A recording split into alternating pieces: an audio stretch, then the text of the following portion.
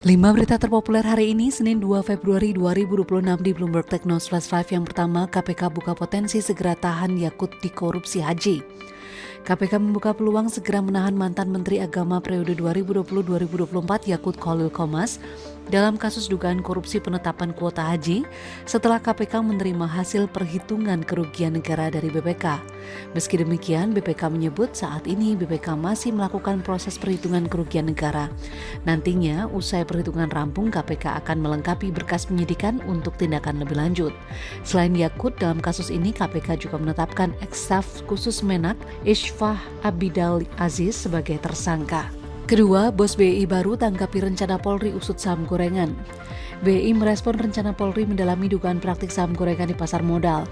Pejabat sementara di Rut BI, Jeffrey Hendrik, menegaskan setiap institusi memiliki peran masing-masing dalam menjaga integritas pasar. Jeffrey menyatakan BI tidak terlibat langsung dalam proses hukum dan fokus pada pengawasan aktivitas perdagangan agar sesuai regulasi.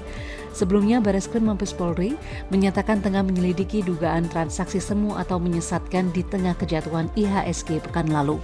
Ketiga, penjualan mobil listrik BYD turun 30% di Januari. Produsen mobil listrik asal Cina BYD mencatat penurunan penjualan sebesar 30% pada Januari 2026. BYD mengirimkan 210.000 unit kendaraan, turun lebih dari 300.000 unit pada periode yang sama tahun lalu. Penurunan ini terjadi setelah lonjakan pembelian di akhir 2025 saat konsumen menghindari dampak pengurangan subsidi pemerintah Cina. Meski begitu, BYD optimis dengan peningkatan ekspor hingga hampir 25% tahun ini yang menjadi pilar pertumbuhan utama perusahaan.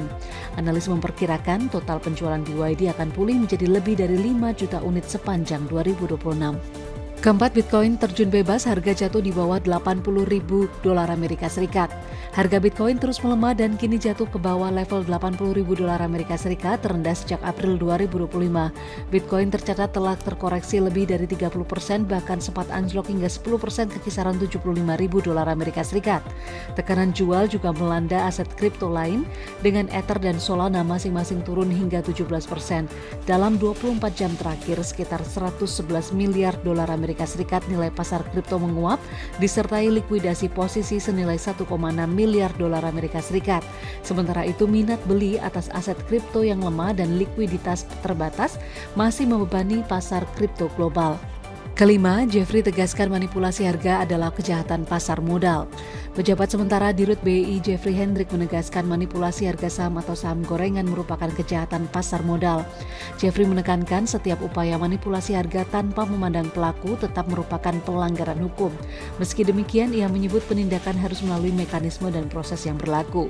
Sistem pengawasan BI dipastikan tetap berjalan sejalan dengan arahan pemerintah untuk menjaga integritas pasar modal. Itu dia 5 berita terpopuler pilihan Bloomberg Technos hari ini. Ikuti terus update selanjutnya di www.bloombergtechnos.com.